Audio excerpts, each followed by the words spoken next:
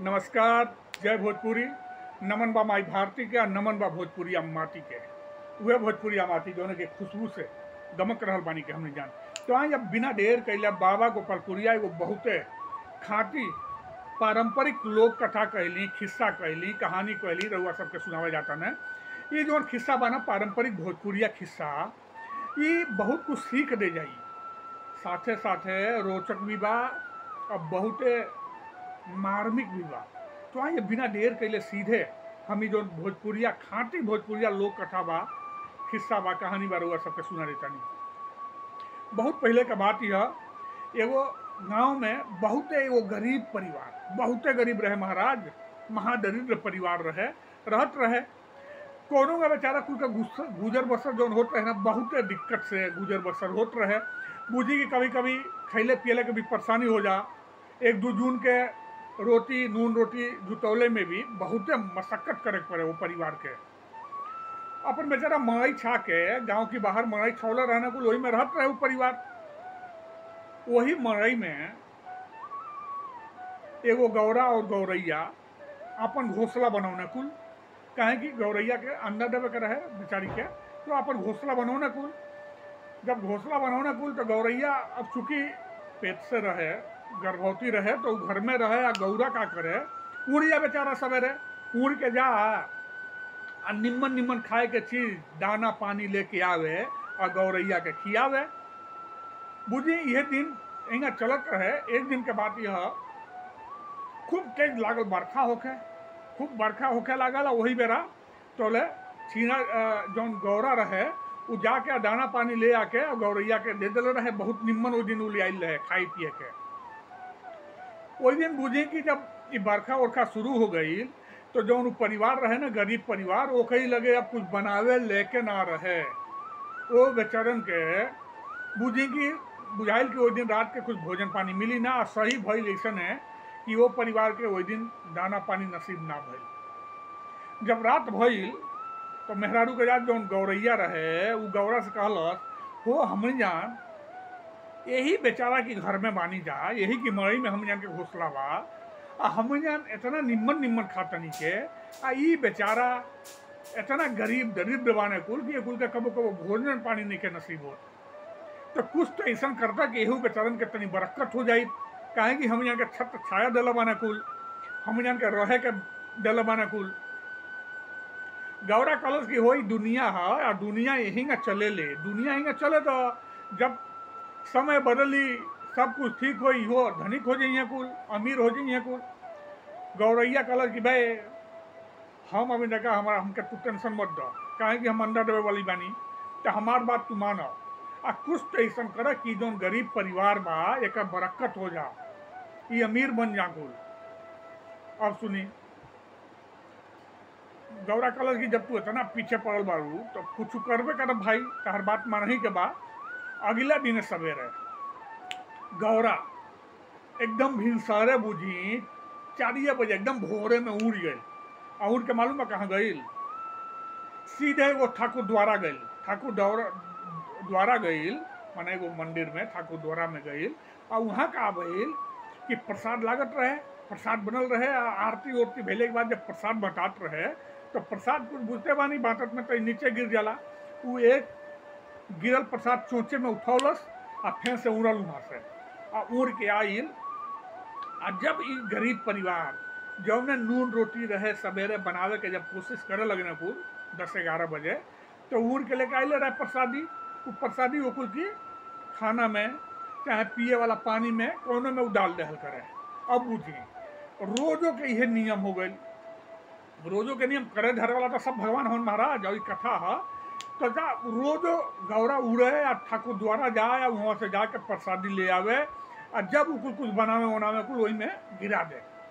अब देखी वो जो भोजन वोजन करे लगने कुल वो में चूंकि रोजो प्रसादी मिल जाए ना महाराज, भगवान का आशीर्वाद मिले, तो का भइल धीरे धीरे वो मति बदलल। अच्छा सोच भइल आ कुछ मेहनत मजदूरी करे लगने कुल अच्छा तरह से बुझते बानी संजोग होला आ बरकत होके लागल।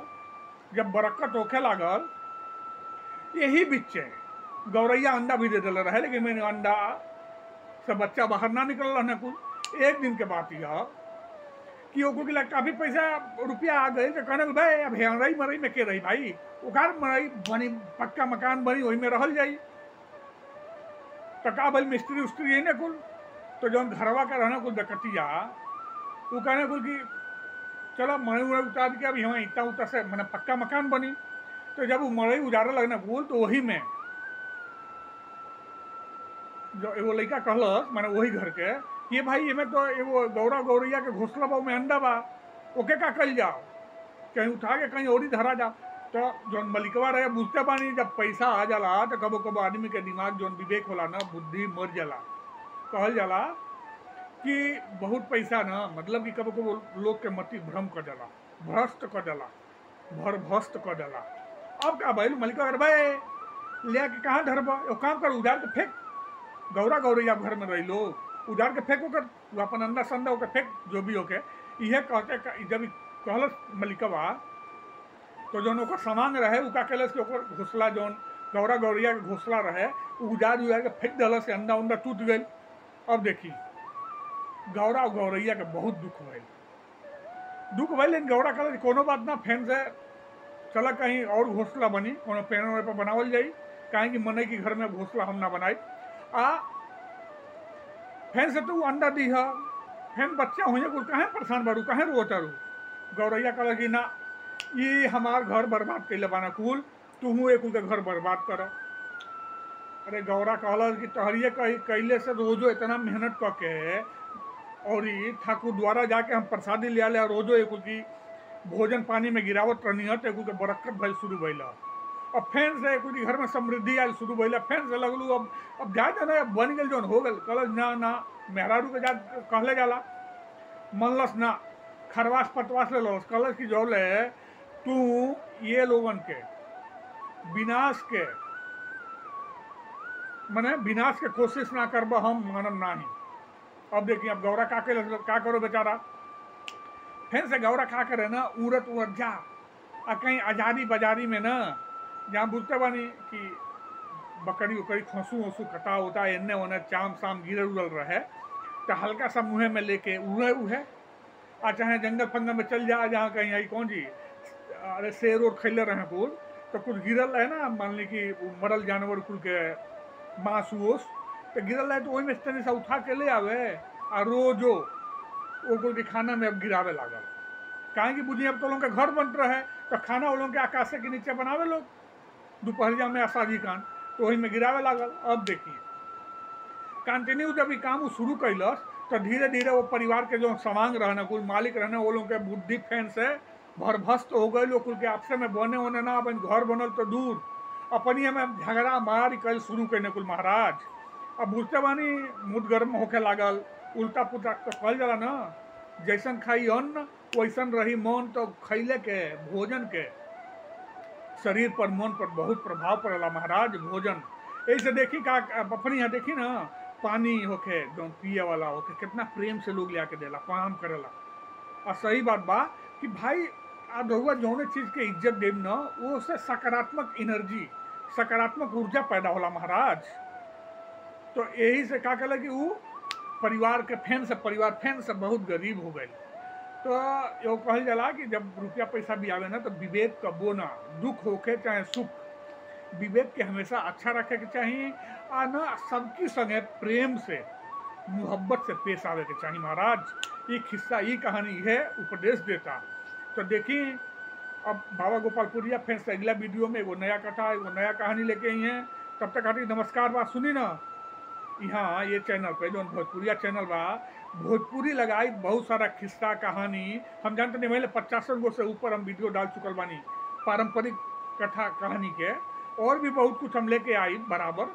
अगर वह पसंद आवत होखे तो लाइक कर दी सब्सक्राइब कर दी हित नात में गांव जवार में शेयर भी कर दी महाराज। और भी लोग के बोली कि अपन पारंपरिक किस्सा कहानी बाबा गोपालपुरिया सुनावत है कबो कबो समय निकाल के सुन ले जाओ महाराज मने याद हो जाए ना बचपन याद आई या चाहे रोडो अपन लैकन का अगर शहर में बाई तो बता सके नहीं कि गांव में माई या साज ही खान ऐसे ने किस्सा कहानी सुनावे।